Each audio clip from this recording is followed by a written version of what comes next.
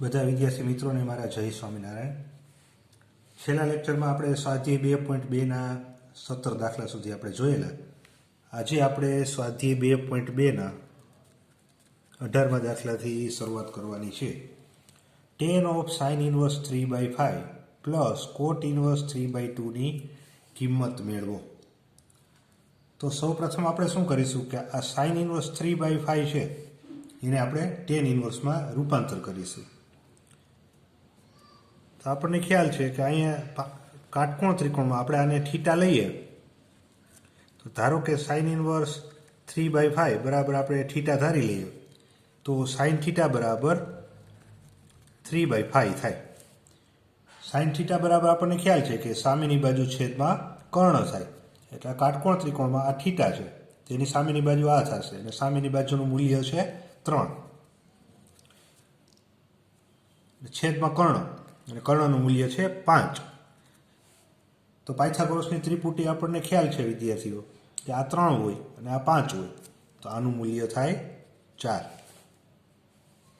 હવે આને આપણે ટેન ઇનવર્સમાં ફેરવવો છે એટલે આપણે ટેન થીટાનું મૂલ્ય લખીએ કે ટેન થીટા બરાબર સામેની બાજુ છેદમાં પાસેની બાજુ. ટેન થીટા બરાબર સામેની બાજુ છે 3 છેદમાં પાસેની બાજુ છે 4. તેથી થીટા બરાબર આપણે કહી શકાય કે ટેન ઇનવર્સ 3/4. આ થીટાનું મૂલ્ય હતું સાઇન ઇનવર્સ 3/5, આ થીટાનું મૂલ્ય છે ટેન ઇનવર્સ 3/4. એટલે અહીં આપણે સાઇન ઇનવર્સ 3/5 ની જગ્યાએ ટેન ઇનવર્સ 3/5 મૂકીશું. ટેન ઇનવર્સ 3/4 પ્લસ આ કોટ ઇનવર્સ 3/2 છે તો એને આપણે ટેન ઇનવર્સમાં ફેરવવું હોય તો એનો વ્યસ્ત કરી નાખવાનો. કોટ ઇનવર્સ 3/2 હોય તો એને આપણે લખી શકાય કે ટેન ઇનવર્સ 2/3. હવે આપણે આ સૂત્ર જાણીએ છીએ, tan inverse x plus tan inverse વાયનું સૂત્ર જે આગળના દાખલામાં આપણે ગણેલા.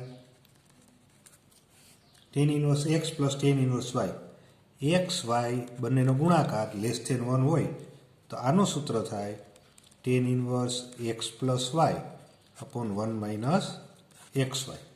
અહીં આપણે જોઈ શકીએ છીએ કે એક્સ બરાબર 3/4 લ્યો અને વાય બરાબર 2/3 લ્યો.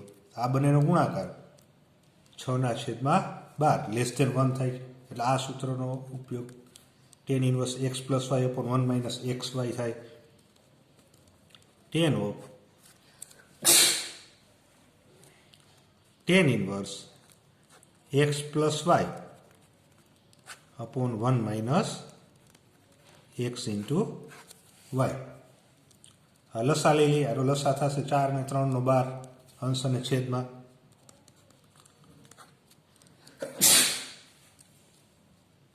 ટેન ઇનવર્સ આ 3 અહીંયા ગુણાકારમાં આવશે એટલે 9 વત્તા 8 છેદમાં 12 અને આના છેદમાં 12 એટલે એ બંને કેન્સલ થઈ જાય અને 12 ઓછા 6 બરાબર ટેન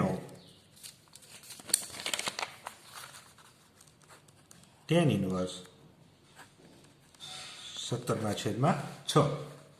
હવે આપણે જાણીએ છીએ વિદ્યાર્થીઓ કે આ ટેન અને ટેન ઇનવર્સ, આ ટેન છે એનું પ્રતિવિધિ ટેન ઇનવર્સ છે એટલે એ બંને કેન્સલ થાય એટલે આપણને જવાબ મળે 17/6.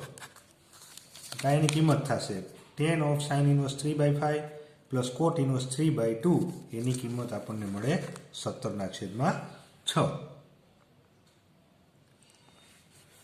19મો દાખલો છે એ વિકલ્પ સ્વરૂપનો છે.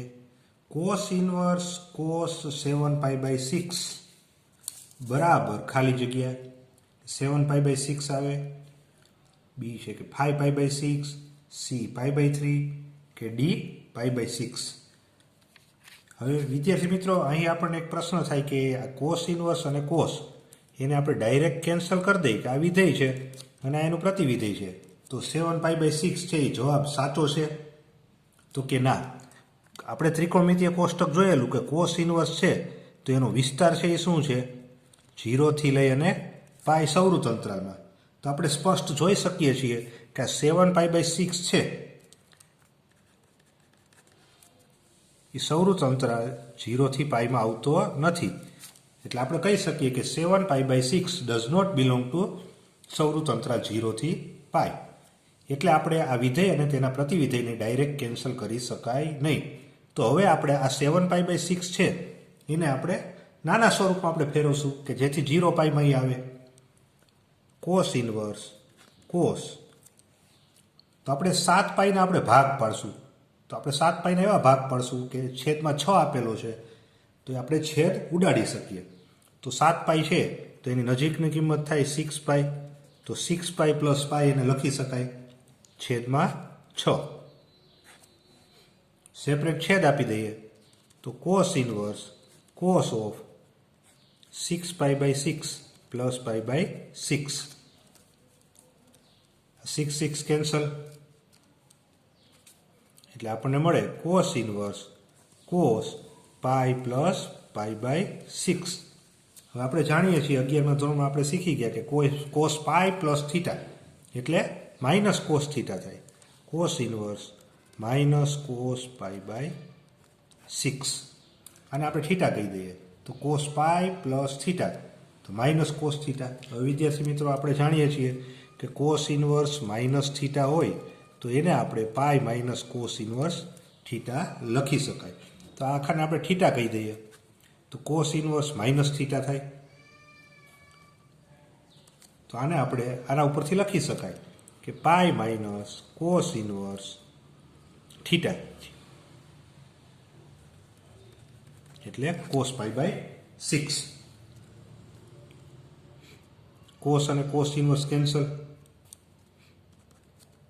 એટલે આપણને મળે પાઈ માઇનસ π/6. પાઈમાંથી π/6 બાદ કરીએ તો છેલ્લે જવાબ આપણને મળે 5π/6. એટલે આપણે ઓપ્શન જોઈએ તો ઓપ્શન બી છે. બી 5π/6.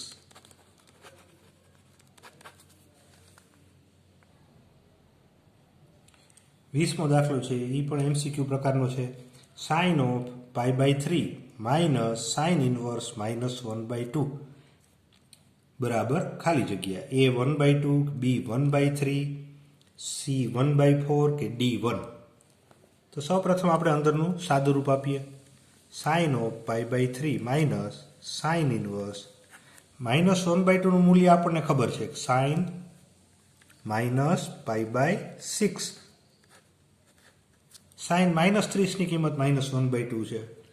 વિધેય અને તેનું પ્રતિવિધેય કેન્સલ એટલે આપણને મળે સાઇન π/3 માઇનસ માઇનસ પ્લસ π/6. આ 60 અંશ છે અને આ 30 અંશ છે. આ બંનેનો સરવાળો 90 અંશ એટલે કે π/2 એટલે કે સાઇન π/2 એટલે સાઇન 90 અંશની કિંમત આપણને ખ્યાલ છે કે 1 થાય. એટલે આપણે ઓપ્શનમાં જોઈએ હવે તો આપણને જવાબ મળે છે D1.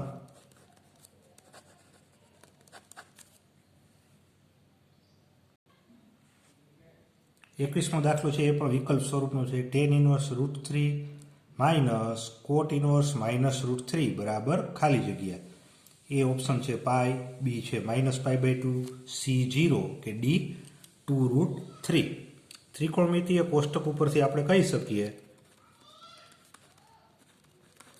કે અહીંયા tan ઇનવર્સ છે તો આને આપણે ટેનના સ્વરૂપમાં લખીશું અને આ કોટ ઇનવર્સ છે તો આને આપણે કોટના સ્વરૂપમાં લખીશું બરાબર. tan ઇનવર્સ આપણને ખ્યાલ છે કે tan 60 અંશની કિંમત √3 છે એટલે √3 ની જગ્યાએ આપણે tan π/3 લખી શકાય માઇનસ કોટ ઇનવર્સ આ -√3 છે એટલે બીજા ચરણમાં કોટ નેગેટિવ એટલે -√3 ને આપણે કોટ 5π/6 લખી શકાય.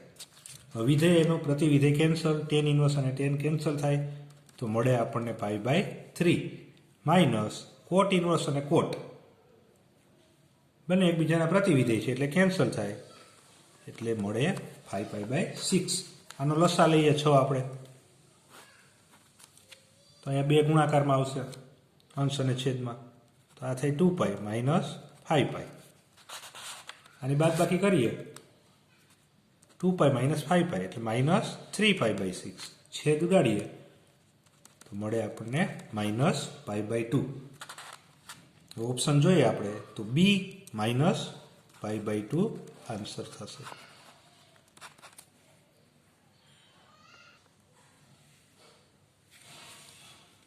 સાદી 2.2 પૂર્ણ થાય છે. હવે આપણે પ્રકરણ ઉદાહરણથી શરૂઆત કરીએ. ઉદાહરણ 9, સાઇન ઇનવર્સ સાઇન 3π/5 નું મૂલ્ય શોધો. તો આપણે આગળના દાખલામાં જોયું વિદ્યાર્થીઓ કે આ સાઇન ઇનવર્સ અને સાઇન બંને કેન્સલ આપણે એને કરી નાખીએ તો આપણને મળે ખાલી 3π/5. તો આપણે ત્યારે જ કેન્સલ કરી શકીએ કે જ્યારે કે સાઇન ઇનવર્સના વિસ્તારમાં કિંમત આવતી હોય. તો સાઇન ઇનવર્સનો વિસ્તાર આપણને ખ્યાલ છે, સૌરુત અંતરાલમાં -π/2 થી π/2 છે. હવે આપણે જોઈ શકીએ છીએ કે આ 3π/5 છે એનો સમાવેશ આમાં થતો નથી. એટલા માટે આપણે સાઇન ઇનવર્સ અને સાઇન ડાયરેક્ટ કેન્સલ કરી શકીશું નહીં. તો એના માટે આપણે હવે શું કરીએ તો કે આનું સાદું રૂપ આપીએ 3π/5 નું અને એને -π/2 થી π/2 સૌરુત અંતરાલમાં આપણે એના વિસ્તારમાં લઈ આવીએ. આપણે તો આને સાદું રૂપ આપીએ આપણે તો સાઇન ઇનવર્સ સાઇન 3π/5 છે. તો અંશના આપણે ભાગ પાડીએ 3πના એવા ભાગ પાડીએ કે એમાં 5π આવવો જોઈએ કારણ કે છેદમાં 5 છે. તો 3πને આપણે લખી શકાય 5π - 2π બરાબર સાઇન ઇનવર્સ સેપરેટ છેદ આપી દઈએ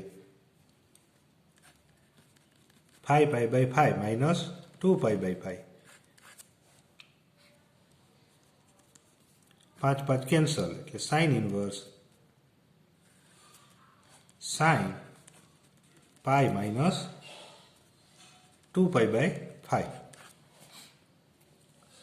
સાઇન π - થીટા એટલે કે સાઇન થીટા.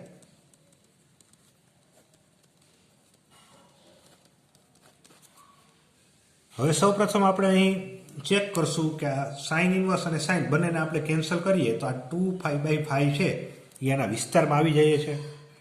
તો 2π/5 બિલોંગ્સ ટુ -π/2 થી π/2. આપણે સ્પષ્ટ જોઈ શકીએ છીએ વિદ્યાર્થી મિત્રો કે આ 2π/5 છે એટલે એનું મૂલ્ય થાય આપણે અંશમાં લઈએ આપણે તો આ 36 × 5 180 એટલે 36 × 72 72 અંશ છે એ સૌરુત અંતરાલ -90 થી 90માં આવી જાય છે. એટલે આપણે આને ડાયરેક્ટ કેન્સલ કરી શકાય. વિધેય અને એનું પ્રતિવિધેય કેન્સલ એટલે આપણને જવાબ મળે 2π/5.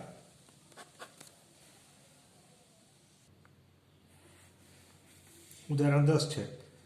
સાબિત કરો કે સાઇન ઇનવર્સ 3/5 - સાઇન ઇનવર્સ 8/17 બરાબર કોસ ઇનવર્સ 84/85.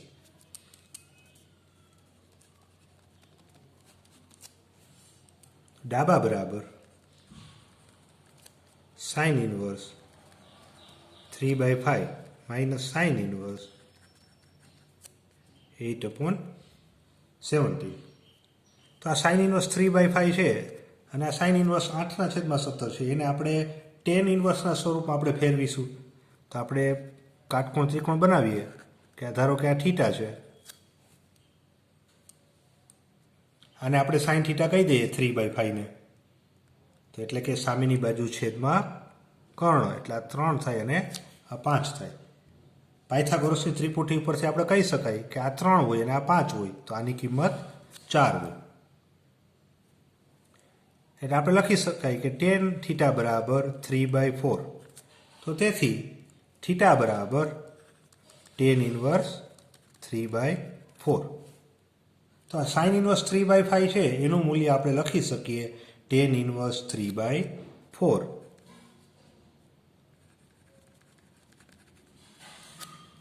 એવી જ રીતે આ સાઇન ઇનવર્સને આપણે tan ઇનવર્સમાં ફેરવીએ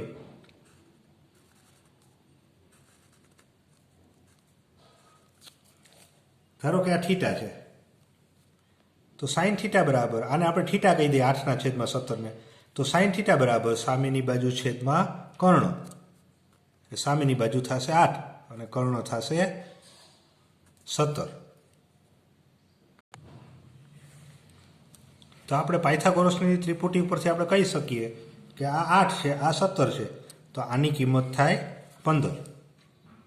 તો ટેનના સ્વરૂપમાં આપણે આને લખીએ તો ટેન થીટા બરાબર સામેની બાજુ છેદમાં પાસેની બાજુ એટલે કે 8/15. તો તેથી થીટા બરાબર આપણે કહી શકીએ કે થીટા બરાબર ટેન ઇન્વર્સ 8/15. એટલે કે સાઇન ઇન્વર્સ 8/17ની જગ્યાએ આપણે ટેન ઇન્વર્સ 8/15 લખી શકાય. Tan inverse 8/15. વિદ્યાર્થી મિત્રો, આપણને ખ્યાલ છે કે tan inverse alpha minus tan inverse બીટાનું સૂત્ર, એ સૂત્ર આપણને ખ્યાલ છે કે tan inverse alpha minus beta છેદમાં 1 પ્લસ આલ્ફા ઇન્ટુ બીટા મળે.